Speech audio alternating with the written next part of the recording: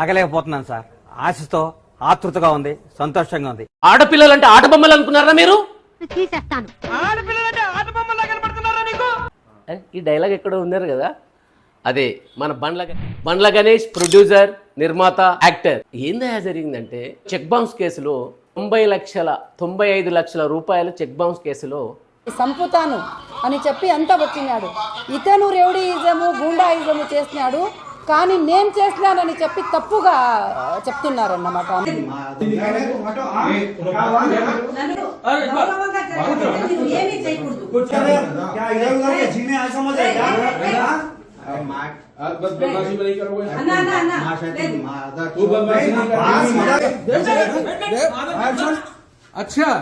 Arrest అయ్యి 1 సంవత్సరం పాటు శిక్ష కూడా పడ్డది. అయితే 1 నెలలో ఆయనకు బెయిల్కు అవకాశం ఇచ్చారు. అసలు ఏం జరిగిందా అంటే చెప్పు. అట్లా బండ్ల గణేష్ అనేవాడు ఇంత చిన్నగా ఇంత అరెస్ట్ అయ్యేంత ఇదిగా వచ్చిందా? అసలు ఎవరు ఏంది ఈ బండ్ల గణేష్ పరిస్థితి ఏంది మాత్రం చివరి దాకా చూడండి. మంచి విషయాలు, మీకు తెలియని విషయాలు మాత్రం పక్కాగా ఉంటాయి. నచ్చుతుంది, మీకు నచ్చుతుంది, లైక్ కూడా చేస్తారు, షేర్ చేయండి, కామెంట్ కూడా పెట్టండి.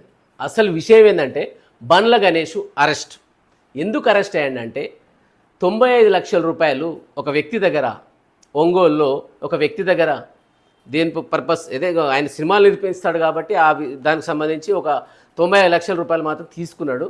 ఆ తీసుకున్న ఆయన ఎవరైతే ఇచ్చిన వ్యక్తో చనిపోవడం జరిగింది. అయితే చనిపోయిన వాళ్ళ తండ్రి ఆయన పైన చెక్ బౌన్స్ కేసు ఏదో చెక్ ఇచ్చారు, ఆ చెక్ బౌన్స్ అయింది, దాని మీద కేసు పెట్టారు. ఆ కేసు మీద మొన్న ఈ మధ్య ఆయనకు 95 లక్షల రూపాయలు జరినామా అంటే రిటర్న్ వాళ్ళకి ఇచ్చేటట్టు, అదేవిధంగా కోర్టు కాలం వృధా చేసినందుకు 10,000 రూపాయలు తిరిగి జరినామా, 1 సంవత్సరం పాటు ఆయనకు జైలు శిక్ష కూడా వేసారు. అసలు ఏంది ఇది?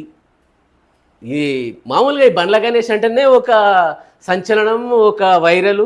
ఆయన మామూలుగా ఎప్పుడన్నా ఇది మన సినిమా ఫంక్షన్లలో ఆయన స్పీచ్ కోసం చాలామంది యూత్ క్రేజ్, భయంకరమైన క్రేజ్. ఆయన వస్తే ఓ అంటే అరుపులు పెప్పులు మామూలుగా ఉండదు. అందులో పవన్ కళ్యాణ్ సినిమా అంటే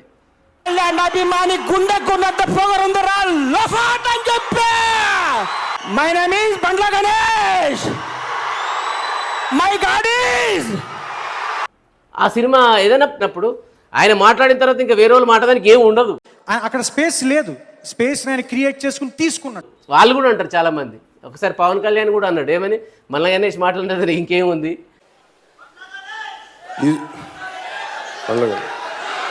బండ్ల గణేష్ మొత్తం స్పాయిల్ చేస్తాడు ఆయన. అంత క్రేజ్ ఉన్న బండ్ల గణేష్ ఇంత చీప్గా 1 కోటి రూపాయల కోసం ఆయన జైలు పోవడం అనేది అది చాలా చాలా నిజంగా సినీ ఇండస్ట్రీలో చాలా టాపిక్ అయిపోయింది. అసలు ఏం జరిగింది? బండ్ల గణేష్ ఎందుకు ఈ వివాదాలలో ఉంటాడు?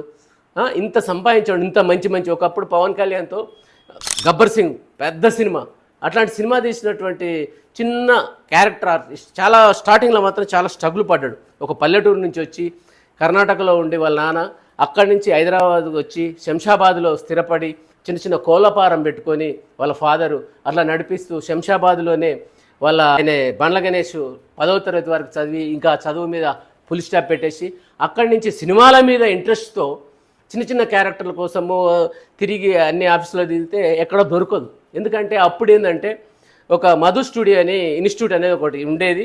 ఆ ఇన్స్టిట్యూట్లో పూరి జగన్నాథ్, శ్రీకాంత్ వీళ్ళందరూ, ఈయనే బండ్ల గణేష్ వీళ్ళందరూ కలిసి ఒక టీం అక్కడ. ఎందుకంటే అప్పుడు ఇంకా ఇండస్ట్రీ ఇక్కడికి రాలే, తమిళనాడులో ఉంది కాబట్టి ఇక్కడ మధు ఫిల్మ్ ఇన్స్టిట్యూట్లో వీళ్ళు స్టూడెంట్స్గా చేరి జూనియర్ ఆర్టిస్టులను తీసుకెళ్ళి, ఎందుకంటే అప్పుడు జూనియర్ ఆర్టిస్టులు అంటే ఈ ఇన్స్టిట్యూట్లలో తీసుకెళ్ళి వాళ్ళకు చిన్న క్యారెక్టర్లు వచ్చినాయి, చాలా అక్కడక్కడ క్యారెక్టర్లు వచ్చినాయి. శ్రీకాంత్ దగ్గర కూడా అప్రూచ్ అయ్యి ఆయన ఒక సినిమా వచ్చింది, వినోదం సినిమా వచ్చింది, దాంట్లో ఒక మంచి క్యారెక్టర్ వచ్చింది.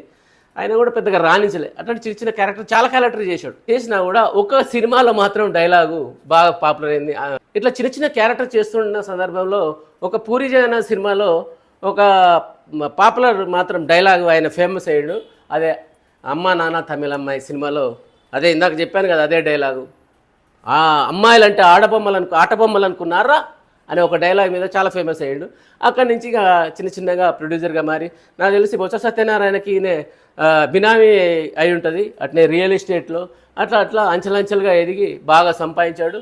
తర్వాత గబ్బర్ సింగ్లో సినిమా తీసిన తర్వాత అది బాగా హిట్ అయ్యి దాంట్లో కూడా సంపాదించాడు బాగా.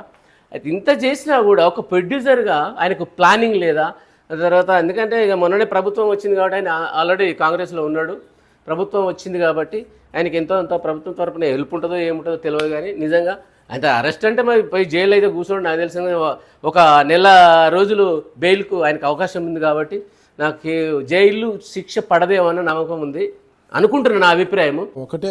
ఇక ఏమవుతుందన్నా? ఏమవుతుందో ఎదురు చూడాలి. వీడియో నచ్చితే లైక్ చేయండి, షేర్ చేయండి, బెల్ ఐకాన్ని గుద్దిపడేయండి.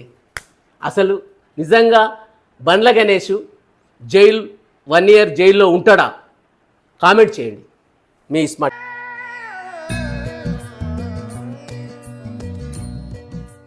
హెల్ప్ చేయొచ్చుగా. అడుగుతున్నా, నేను సిగ్గు లేకుండా అడుగుతున్నా, నేను దయచేసి సబ్స్క్రైబ్ చెయ్యండి, నా ఆవేదనను అర్థం చేసుకోండి.